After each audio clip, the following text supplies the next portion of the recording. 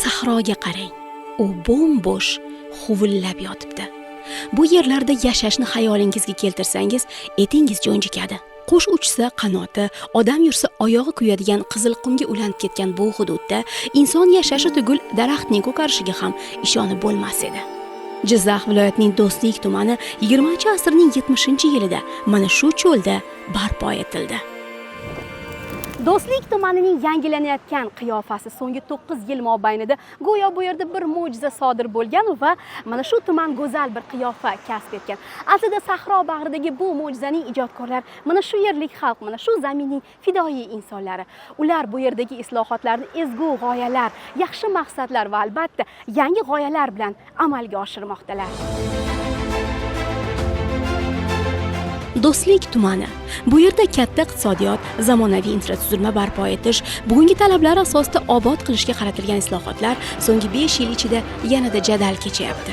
Soha mutasaddilari va yetakchi tadbirkorlardan tuzilgan islohotlar shtabi tuman aholisining kelajak farovonligini ta'minlash, aholi manfaatlariga xizmat qilish g'oyasi asosida ish olib borishmoqda. Yangi mikromarkaz ochildi. Biz xursand bo'ldik. Mikromarkaz birinchidan tadbirkorlik rivojlantirish bo'lsa, ikkinchidan aholini ish bilan ta'minlash bo'ldi. Prezidentimizning yoshlarga berayotgan imkoniyatlarini eshitib, mahalla yetakchiga uchrab, 1 gektar 30 yilga yer oldim. 5 yil oldin kelganingizda bu yerdagi sharoit bilan hozirgi sharoitni taqqoslasangiz, osmon bilan yercha farq bor. Men shu yerda tug'ilib, shu yerda katta bo'lganman, uydan chiqayotgan paytimda oyog'imga salofan kiyib chiqardim. Salofan kiyib chiqib, mana shu katta ko'chaga chiqib olguncha salofonni chiqardim, keyin salofonni ustiga tashlab, keyin katta yo'lga chiqib ketardim. Hozirda yo'llarimiz qolmagan. Hamma ko'chamiz asfaltlangan. Bizning rejamizda 50 uy qurishimiz kerak. Fuqarolarimiz juda rozi bo'lyapti-da. Do'stlik tumanida istiqomat qiluvchilar bugungi go'zal onlar qadrini chin ko'ngildan aytishyapti. Kecha qanday edi-yu, bugunchi. Bugun nafaqat hayot tarzi, balki o'zimiz ham o'zgardik. Buni aniq raqamlarda ko'rsatib bera olamiz. Shunday qilib, Do'stlik tumanida o'tgan 5 yilda tuman iqtisodiyoti 2.1 barobarga, aholining o'rtacha daromadi 2.9 barobarga oshdi. 5 yil avval sanoat korxonalari tomonidan 52 turdagi sanoat mahsulotlari ishlab chiqarilgan bo'lsa, bugungi kunda ularning soni 3.6 barobarga ortib, 185 ga yaqin turdagi sanoat mahsulotlari ishlab chiqarilmoqda.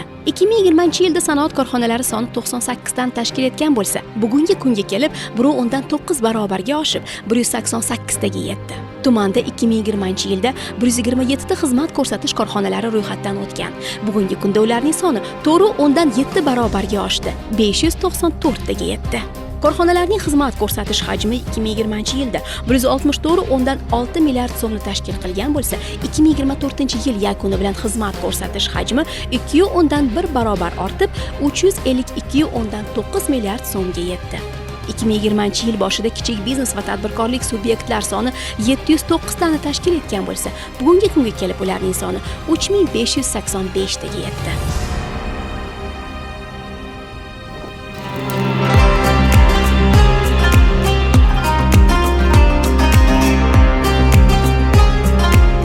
Hamma gap o'zimizga, bugungi kunga va kelajakka bo'lgan ishonchda. Buni tumanning tubdan yangilanayotgan qiyofasida ko'rish mumkin. 11,5 gektar yer maydonida barpo etilayotgan yangi O'zbekiston massividagi 50 ta ko'p qavatli uyga 2026-yil yakuniga qadar 1000 ta xonadon ko'chib kelishi rejalashtirilgan. Birinchi bosqich yaxshi natijalarni ko'rsatdi. Xonadon egalari ko'chib kirgan, sharoitidan mamnun. Rejadagi sayilgoh, bolalar bog'chasi, sport maydonlari, sog'lomlashtirish maskanlari yagona konsepsiya asosida barpo qilinmoqda.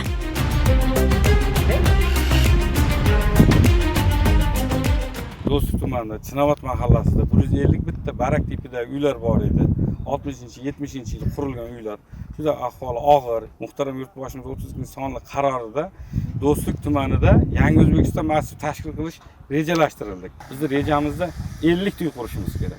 50 tadan hozirgi kunda 10 tasini foydalanishga topshirib, 200 ta xonadonni ko'chirib kirdik. Hozir mana jarayonda ko'ryapsiz, yana 12 tasida qurilish ishlari ketyapti. Bu bosqichma-bosqich qurib o'zimiz rejamiz bor. Qo'shni rayonlardan kelib hatto bizdan uy olyapti. Bizda markazlashgan qozonxonamiz bor. Kanalizatsiyamiz bor, suvimiz bor. Kommunikatsiyasi hamma sharoit borligi uchun qiziqib kelyapti odamlar.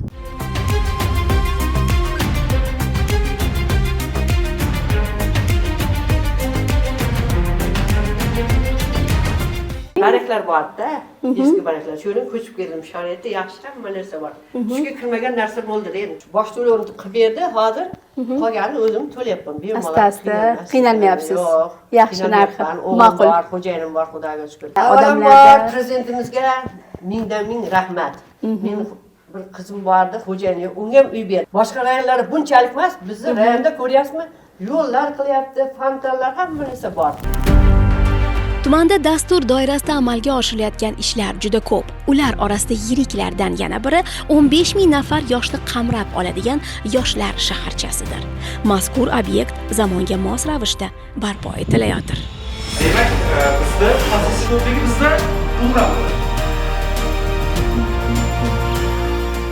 Ushbu islohotlar negizida bugun Do'stlik tumanimizda ham yangi yoshlar shaharchasi bunyod etilmoqda. Ushbu yoshlar shaharchasida 50 milliard so'mlik loyihalar amalga oshirilmoqda. Ushbu loyihalar misolida aytib o'tishimiz lozimki, yangi qurilayotgan Renessans monumenti, shuningdek IT markazlari bunyod etildi. Qolaversa, zamonaviy axborot kutubxona markazi ham tez kunlarda topshiriladi. Qolaversa, 1000 o'rinli aholi uchun amfiteatr ham bunyod etildi. Shu bilan birgalikda yoshlarni sportga jalb etish maqsadida yangi yopiq sport majmuasi ham bunyod etilmoqda. Har qanday taraqqiyotga erishishda eng asosiy dasturlaman narsa bu bilim hisoblanadi. Bilimda inson nimadan oladi? Albatta kitob va bilimdan. Ushbu kitob va bilimdan olgandan so'ng ayni mana shu markazning eng asosiy maskanlaridan birini biz axborot kutubxona markazi deb ayta olamiz va ayni mana shu markaz umuman olganda kutubxona mana shu markazning eng oldi bilim maskanlaridan biriga aylantiradi desak mubolag'a bo'lmaydi. Markazda savdo shoxobchalari ham bunyod etiladi. Albatta mana shunday loyihalarni, mana shunday bizda tizimli ishlarni yoshlarga imkoniyatlar yaratib berayotgan prezidentimizga o'z minnatdorchiligimizni bildiramiz. Do'stlik tumani uchun ajratilgan moliyaviy resurslardan 2022-2023 yillarda tumandagi 5 ta obyektda 3,5 milliard so'mlik qurilish pudrat ishlari amalga oshirilib, jami 6,2 kilometr masofadagi ichki yo'llar ta'mirlangan edi. Ammo ish bu bilan tugagani yo'q. Ayni kunlarda 24/7 sayilgoh ko'chasi tashkil etilmoqda. Ko'chaning yo'li ta'mirlanib, atrofda xizmat ko'rsatish obyektlari qad rostlamoqda. 25 yil men faqat ta'lim sohasida ishlaganman. Maktabgacha ta'lim sohasida ishlaganman, lekin faoliyatimni o'zgartiraman deb hech ham o'ylamaganman. Lekin qarang, mana prezidentimizning olib borayotgan islohotlari, ayniqsa mahallani rivojlantirishga oid bo'lgan qarorlari meni fikrimni o'zgartirdi. Qani o'zimni bir mahallada ham ishlab ko'ray, qani balkim o'sha yerda ham men faoliyatimni olib boraman degan maqsadda nomzodimni qo'ydim. Lekin saylovdan o'tib ketdim. Demak, xalq sizga ishonibdi. Ishongan, o'tib ketdim. Juda ham xursand bo'ldim. Shu bilan bir qatorda katta yukni o'zimni bo'ynimga olganim uchun mas'uliyatim kuchaydi. 24/7 ko'chamiz. Bu ko'chamiz kunu tun, shanba, yakshanbasiz, hattoki yarim tunda ham ishlaydigan ko'chamiz bo'ladi. Shuning uchun ham 27 ko'cha. Mana ko'rib turibsiz, zamonaviy piyodalar yo'lkasi. Bu yerda hattoki nogironlar ham qiynalmasdan yurish imkoni paydo bo'ladigan yo'lakcha. Endi mana bu yo'limiz kengaytirilgan, orqa oldi, bu tomonimizda shunaqa yo'lakcha. Bu yo'lakcha, bu mana shu yo'limizda to oxirigacha ishonasizmi, 100 tadan ortiq tadbirkorlarning ish faoliyati boshlashi rejalashtirilgan. Tuni kun. Ular tuni kun 100 ta tadbirkor ish faoliyatini boshlaydi. Bu degani yana bizga 200 ta ish o'rni yaratiladi. 200 ta ishsiz fuqarolarni biz ish bilan ta'minlaymiz degani. Bundan tashqari o'sha boyagi mana bu Olchinobod bilan Mevazor tutashtiruvchi mana bu yo'limizning Mevazor mahallasida juda katta sayilgoh, fuqarolarning dam olish maskan tashkil qilinyapti. Bu yerda bemalol 2000 dan ortiq fuqarolarning bemalol dam olib, charchoqlarini chiqarib, tungi paytida borib sayr qilish uchun sharoitlar yaratilyapti. Eng asosiysi xalqimiz, aholimiz hammasi minnatdor.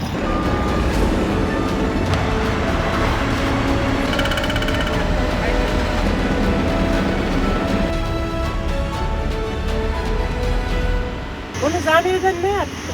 Kelajak avlodlarimizni mana shundan foydalanishga zamin yaratilyapti. Men ham mana shu yerda bir kichkina tadbirkor sifatida kichkinagina do'koncham bor edi. Taqon talabiga javob bermasa ham shunaqangi ishlab nima qilib turgan joyimizda mana prezidentimiz bergan qarorlari bilan shu do'konchalarni qaytadan ta'mirlab chiqardik. Mana bu yerda sartaroshxona bor, tikuv seximiz bor, ko'rib pishiradigan sexlarimiz bor. Hammasini qaytadan ta'mirlab, qo'ni qo'shnilar ham qarab turishgani yo'q. Birov daraxt ekdi, birov gul ekdi, birov shuni tozalashiga, tekislashiga yordamlashdi.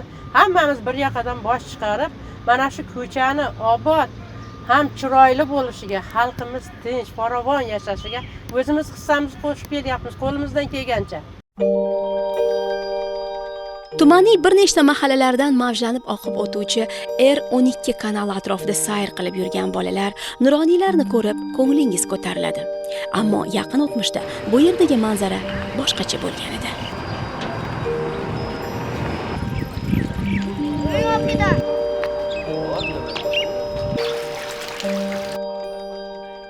Ilgari shunday bir ikki tomoni ham ana o't bosib, chakalakzor bo'lib, jimlar o'sib yotardi. Mana shunday obod joy bo'ldi. Ertamadan butun ertamadan bomdod namozidan keyin boboylar, kampirlar, hoji momo, hoji bobolar chiqib yuradi bu yerda.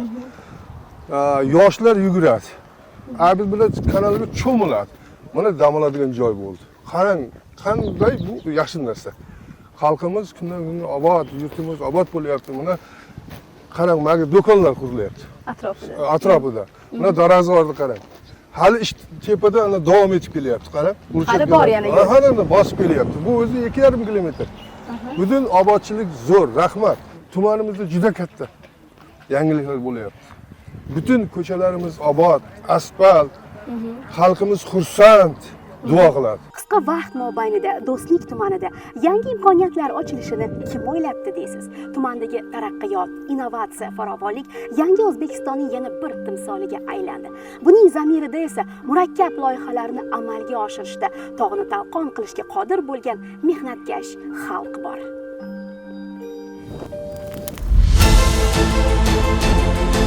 Xalqning madaniyati, mamlakat boyligi va to'kin sochinligini ko'rsatib beradigan maskan bu bozor. Do'stlik tumanidagi yangi bozor savdo va xizmat ko'rsatish kompleksida qurilish ishlari deyarli tugab qoldi. Yangi bozor katta yo'l bo'yida joylashgani uchun qo'shni Arnasoy, Mirzacho'l tumanlariga ham xizmat qiladi. Bunga oz qoldi.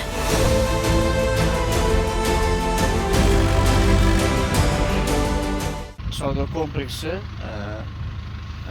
auksionga qo'yilib, bunda tadbirkorlarimiz auksionlardan shu yerlarga yutib olib, 137 ta savdo nuqtalari paydo bo'ldi, 2 qavatli.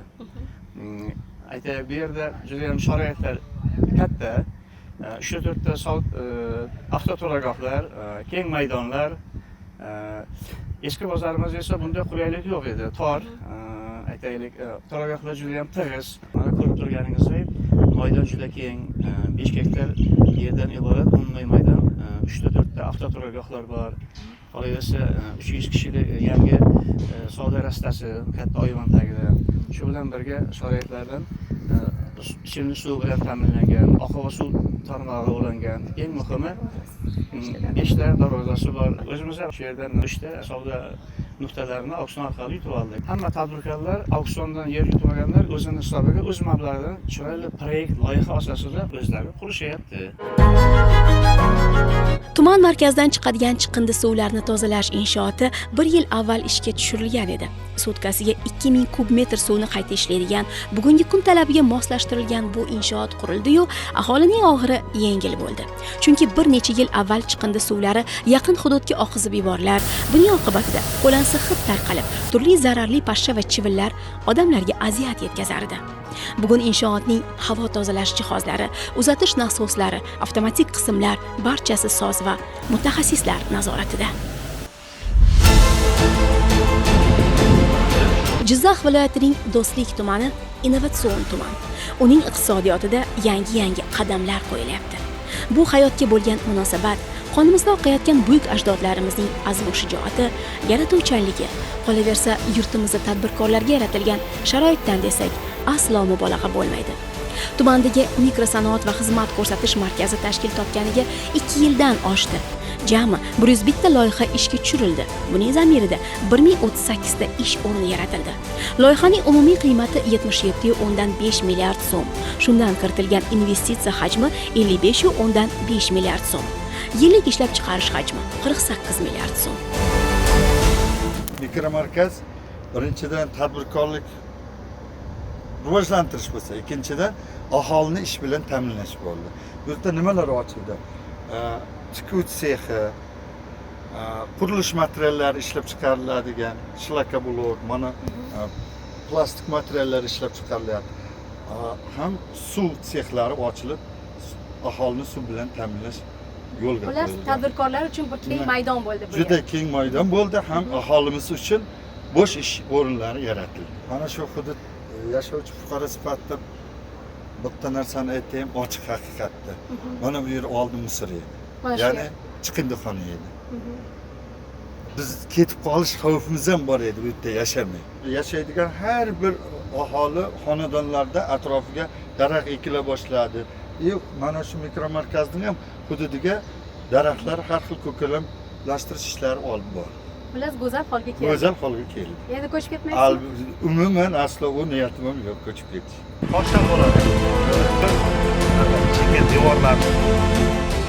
Mana shunday imkoniyatlardan foydalanish uchun biz tumanimizning barcha mahallalaridagi ishlab chiqarish xohishi bo'lgan fuqarolar bu yerga jalb qilishimiz mumkin. Xususan men o'zim Alisher Navoiy mahallasining hokim yordamchisiman. Bugungi kunda mahallamdagi ishlash istagida bo'lgan ishsiz 5 nafar yosh fuqaroni mana shu yerga jalb qilib, bugungi kunda imtiyozli kreditlar asosida ularning tadbirkorliklarini yo'lga qo'yganmiz va bugungi kunda o'sha 5 nafar ishsiz fuqaro doimiy daromad manbaiga ega bo'lgan. Markazda qurilish materiallaridan tortib tekstil mahsulotlarigacha, chinni buyumlardan tortib mebelgacha ishlab chiqariladi. Yangi korxonalarda yoshlik shijoati hukmron. Ahil jamoa tashqi bozorlarga chiqishni maqsad qilgan. 200 dan ziyod korxonamizda ishchilarimiz bor. Bu ishchilarimiz hammasi mana shu Jizzax Do'stlik tumanining ishchilari. Bu ishni ochishimizdan maqsad bu ishchilarni ish bilan ta'minlash. Bu ishchilarni o'rgatganmiz hammasini tikishib, o'rgatib mana shu darajaga yetdik, 70 dan ziyod mahsulotlar chiqaramiz va chet ellarga eksport qilamiz. Maqsad bu ishchilarimiz orasida 3 ta 4 ta nogironlik bor, ishchilarimiz ham bor. Biz ularga o'zimiz korxona tomonidan qo'ldan kelgancha yordamimizni beramiz. Keyingi rejalarimiz bundan ham ko'proq odamlarni ko'paytirib sonini 400-500 taga chiqarib, odamlarning ish sonini ko'paytirib, odamlarni ish bilan ta'minlamoqchimiz. Men Gagarin shahridan kelib ishlayman. Avval ishsiz edim. Uzoq bo'lsa ham transportlar qo'yilganligi uchun shu yerga qatnab ishlayapmiz. Sharoitlari yaxshi. Ishlar yo'qyapti. Hamma narsa joyida, oyliklar o'z vaqtida berilyapti. Hamma joydan kelib ishlashadi, Do'stlikdan, Paxtako'rdan, Mirzacho'l tumani hamma joydan kelib ishlashadi. Hamma joyga transport qo'yilgan, mukofotlar beriladi, bayramlik sovg'alar beriladi. Yaxshi, hamma sharoit, dam olishlar beriladi o'z vaqtida. Ovqatlari yaxshi, vaqtida berishadi.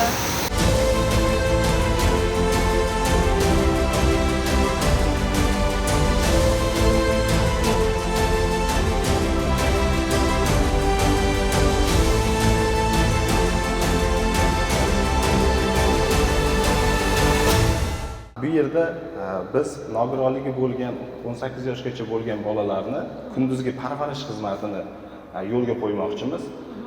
Bu o'z navbatida kambag'allikdan farovonlik sari dasturi doirasida ushbu xizmat turi hisoblanadi. Qilinayotgan ishlar, ya'ni imkoniyatlarni ro'yobga chiqarish, yangi imkoniyatlar yaratish maqsadida. Qisqa qilib aytadigan bo'lsam, onalar o'z farzandlarini mana shu parvarish xizmatiga topshiradilar. O'zlariga esa mana shu mikrosanoat xizmat ko'rsatish markazi hududida o'zlarining qobiliyatlari, imkoniyatlariga mos ravishda ishlar bilan band bo'lishlari mumkin. Ona bola yaqin bo'ladi. Demak, bunda farzandidan avvalo xavotir olmaydi, yaqin, o'zi bilan ertalab keladi. Demak, buning uchun biz transport xizmatlari ham yo'lga qo'yganmiz. Endi bir 10 kunlar erta kelib qoldilaringiz. Uzog'i biz 10 kunda mana shu xizmatni to'liq joriy qilishni reja qilganmiz.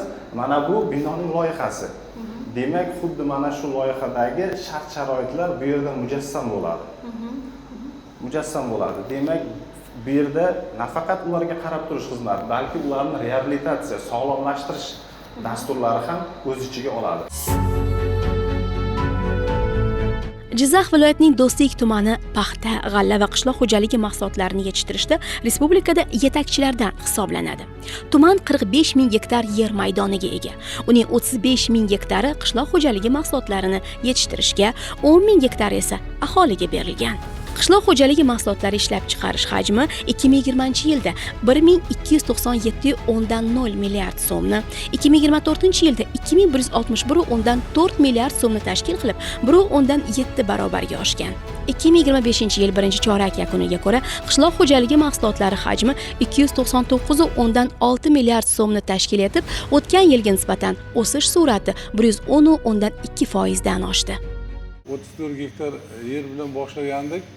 Hozirgi kunda yer maydonimiz 240 gektarga yetdi. Unda asosan boshlagan vaqtimizda paxta g'alla bilan boshlaganmiz. Boshqa ekinlarga ruxsat yo'q. Asta-sekinlik bilan birinchi chorva kompleksini yo'lga qo'ydik. Hozirgi vaqtda fermer xo'jaligimizning qoshida chorva kompleks qurganmiz. Hukumatimizning juda katta berilgan imtiyozlaridan foydalangan holda mana oxirgi o'zimizni sutni qayta ishlaydigan korxonamizni qurishga muvaffaq bo'ldik. Hozirgi kunda bu yerda sexni o'zida mana shu korxonamizda 15 kishi ishlaydigan bo'lsa, tashqarida sotadigan, realizatsiya qiladigan shofyorlarimiz, do'konlarimiz bilan birga 20 dan oshiq oila bitta mana shu sutni qayta ishlash korxonamizda ishlamoqda. Bularni oilasi shu yerdan qilingan daromad bilan bir yaxshi turmush kechirib, farovon hayot kechirmoqda. Kelajakda bizlar bu bilan cheklanib qolmay, mana shu qayta ishlashni yanada rivojlantirib, kengaytirib, juda yana ish o'rinlar yaratish niyatimiz bor. Yodingizda bo'lsa, 2018-yil prezidentimiz tashabbusi bilan Do'stlik tumanidagi Manas mahallasi hayotida yangi davr boshlangan edi. Viloyat markazidan 70 kilometr olisdagi bu mahalla odamlarning og'ir yashash sharoiti sabab obod qishloq dasturi asosida yaxshilangan edi. Barcha infratuzilma yo'lga qo'yildi. Tumanda ekanmiz, Manasga ham kirib o'tdik. Mahallaga yaqin hududda yoshlarga bir kontur, bir mahsulot tamoyili asosida yer maydoni ajratilibdi. Dala va issiqxonadagi hosilni ko'rib, kayfiyatimiz ko'tarildi. Bu yerda suv va energiya tejamkor texnologiyalar qo'llatilgan.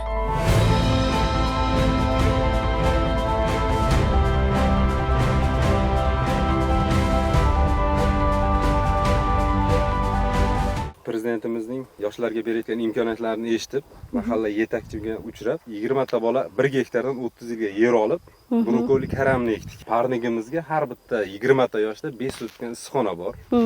Issiqxonalarda bolgarskiy ekilgan, boya eksport bo'ladigan bolgarskiy, pomidor, bodring, bir xil mahsulot ekishga harakat qilganmiz.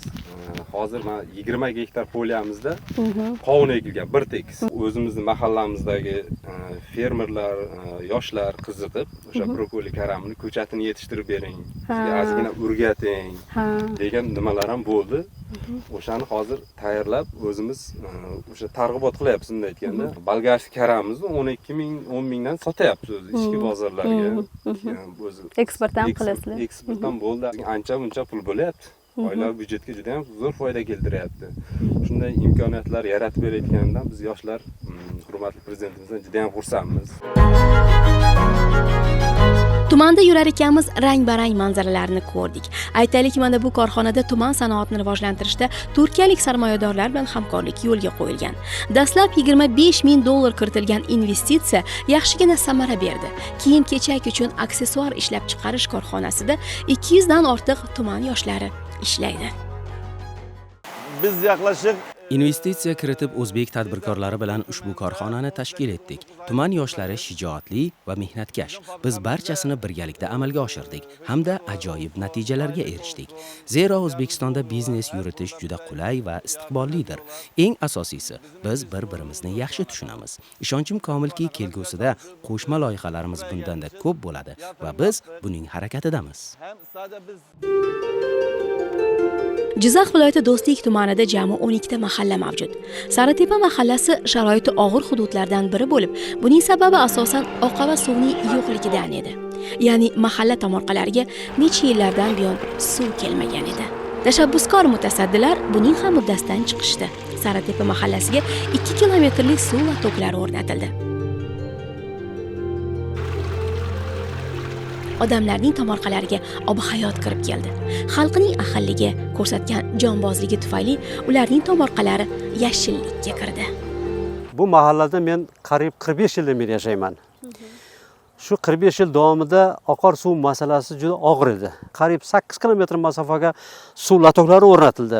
Mana shuning natijasida mana bu yilda dehqonchiligimiz o'zim kutmagan darajada yuqori natijaga erishdik. Mana ko'rib turibsiz. Mana qovunlarni qarang, mana 10 kun 15 kunda pishadi. Qolaversa mana issiqxonamiz bor. Bu yerda pomidor, bodring yetishtiryapmiz.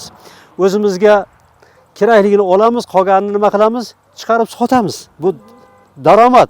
O'zi bor yo'q bir 6 sotik joy. Undan tashqari mana mevali daraxtlarimiz bor, hammasi, uzum bor. Buning hammasi nimaning natijasi? Bular hammasi ob-hayotning natijasi, suvning natijasi. Agar suv bo'lmaganda biz bu narsaga erisha olmagan bo'lardik. Muhtaram prezidentimizga ming rahmat, minnatdormiz. Bu yilda mana qariyb 500 kilogram kartoshka oldik. Bizga 200 kilo kartoshka yetadi. Ro'zg'orimizga, farzandlarimga qolgan 300 kilogramini biz bozorga chiqarib sotdik. 2 xil, 3 xil navli kartoshkamiz ekkanmiz. Men o'zim kutmagan hosilni oldim.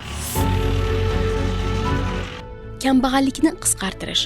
Tumanda yil boshida 659 ta kambag'al oilaning 3015 nafar a'zolari bo'lib, kambag'allik darajasi 4.2% ni tashkil etgan. Yil yakuniga qadar aholining 453 nafari doimiy ish o'rinlari, 905 nafari tadbirkorlikka jalb etish, 756 nafari ijara yerlar, 601 nafari kasbga o'qitish va 300 nafari boshqa yo'nalishlar orqali kambag'allikdan chiqarilishi rejalashtirilgan. Yana bir yutuqli tomonimiz shundaki, ayni kunda bugun xursand bo'lib aytishimiz mumkin, yil boshida biz raqamli mahalla platformasi orqali xatlovdan o'tkazgan paytimizda bizni tumanimizda jami 1800 dan ziyod ishsizlarimiz e'tirof etilgan edi.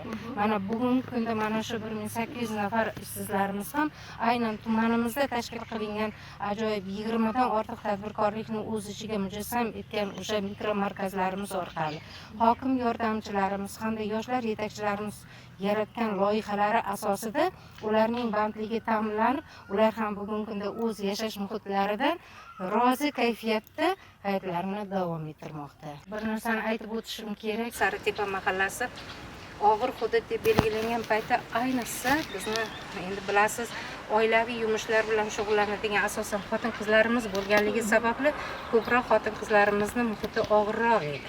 Lekin mana bugun ularning o'sha tomorqalariga kelgan suv tufayli, o'sha tomorqalarda qilinayotgan obodonlashtirish tufayli ularning o'sha hayotga bo'lgan ishonchlari yana ham ortdi. Ayniqsa ularning ma'naviyati o'zgardi. Albatta o'sha atrofingizda go'zallik bo'lsa, o'sha qaysidir bir ma'noda atrofingizda o'zgarishlar tom ma'noda shaharga yaqin bo'lsa, ularning ma'naviyati ham o'zgarib boradi. Biz kelajakka yo'l oldik.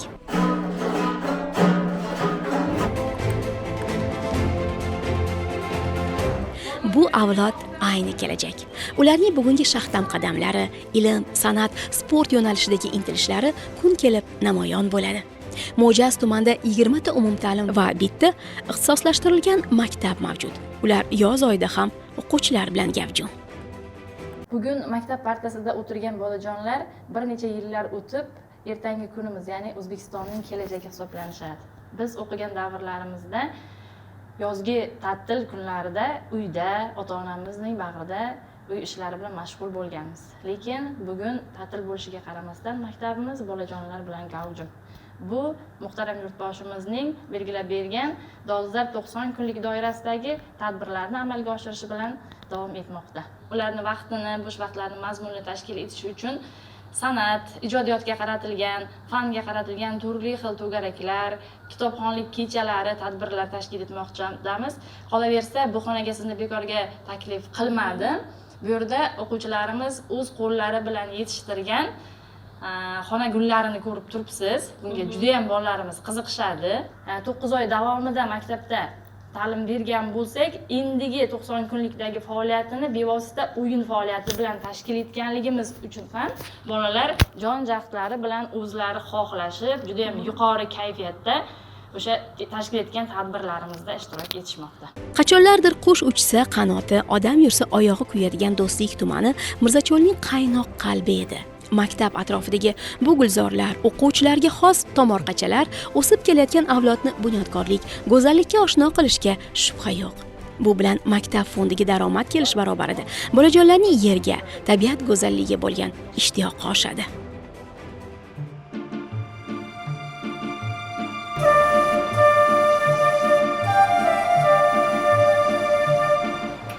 beg'uborlik, tinchlikka ishonch, kelajakka umid aslida bolalar nigohida yaqqol ko'rinadi. Ularning ko'rgusi, bolalarcha olami kishiga ajib hissiyot, kuch beradi. Bolalar bog'chasidagi ruhiyat sizni yanada oldinga intilishga undaydi. Bizni mana shunday chekka olis hududlarimizda ham mana shunday ko'rkam, chiroyli maktabgacha ta'lim tashkilotini barpo bo'lishi bu nafaqat biz pedagoglarni, hatto ota-onalarimizni ham orzusi edi. Biz albatta o'z orzuyimizga erishdik. Sababi maktabgacha ta'lim tashkilotimiz bundan bir necha yil avval judayam og'ir ahvolda edi. Mana hozir ko'rib turganingizdek, bolajonlar uchun barcha qulayliklarga ega bo'lgan, chiroyli, shinam, yorug' maktabgacha ta'lim tashkilotiga aylandi. Tumanimizda bunday bog'chalar judayam ko'plab. Tumanimizda ta'limga, bolajonlarni qamroviga, ularni sifatli ta'lim tarbiya olishlariga judayam e'tibor kuchli. Mana buni isbotini ko'rib turganingizdek, mana shunday bizga qulay shart-sharoitli maktabgacha ta'lim tashkilotlarida bolajonlarimiz sifatli ta'lim olishga ham alohida e'tibor qaratiladi. O'tgan davrga sal nazar solsak, bizning tumanimizda bola qamrovimiz 54% tashkil etardi. Hozir ayni vaqtda biz 85% ko'rsatkichga ega bo'lganmiz. Bu albatta mana shunday maktabgacha ta'limni yaxshi ko'radigan, bolajonlarni ta'lim olishdan chetda qoldirmaslikka harakat qiladigan oqil insonlarning borligidan. Yana sizga bir nima shu o'rinda aytib o'tayin.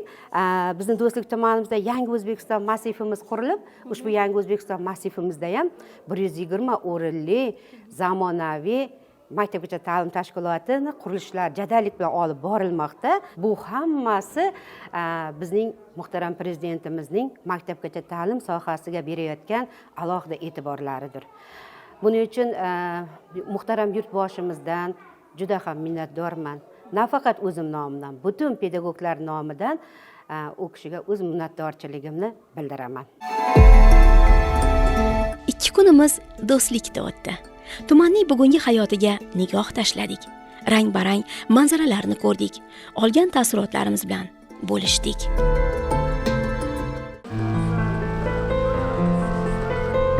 Tungi do'stlik. Cho'lning mayin shabodasi favvoralarning yengil tomchilariga qo'shilib ajoyib simfoniya taratadi. Bu hayot simfoniyasi. Bu tinchlik simfoniyasi. Hamjihatlik simfoniyasi.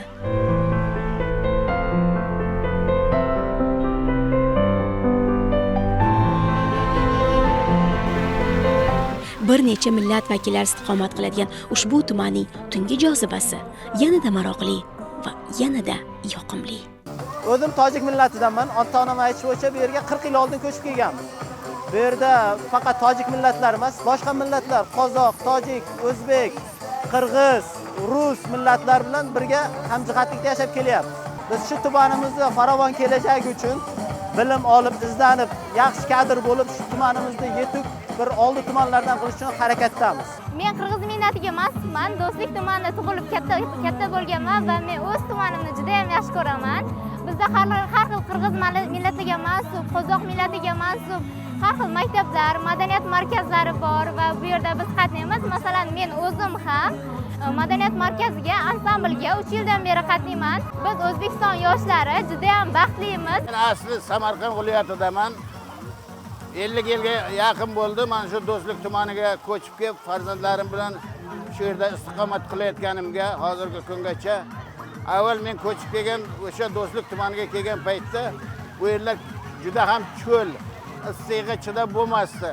Mana siz ko'rib turgan joyda barak uylar, boyagi ko'rimsiz ko'chalar, umuman olganda hozirgi talabga javob bermaydigan bir qishloq deyislatardi. Hozirgi kunga kelib, mana shu oxirgi yillarda qarasangiz, Do'stlik tumanida juda katta o'zgarishlar bo'ldi. Mana hozir qarang, o'zingiz guvoh bo'lib turibsiz, mana shu Yoshlar innovatsion markazi bundan 2 yil oldin 2 oy davomida ish bajarilib foydalanishga topshirdi. Yoshlarimiz shu yerga kelib bekor paytlari maroqli dam olib, kechqurun ayni paytda o'qishdan tashqari olib maroqli dam olib ketadi. Bir kunda 2,5-3 minggacha yoshlar kelib mana shu yerda dam olishadi.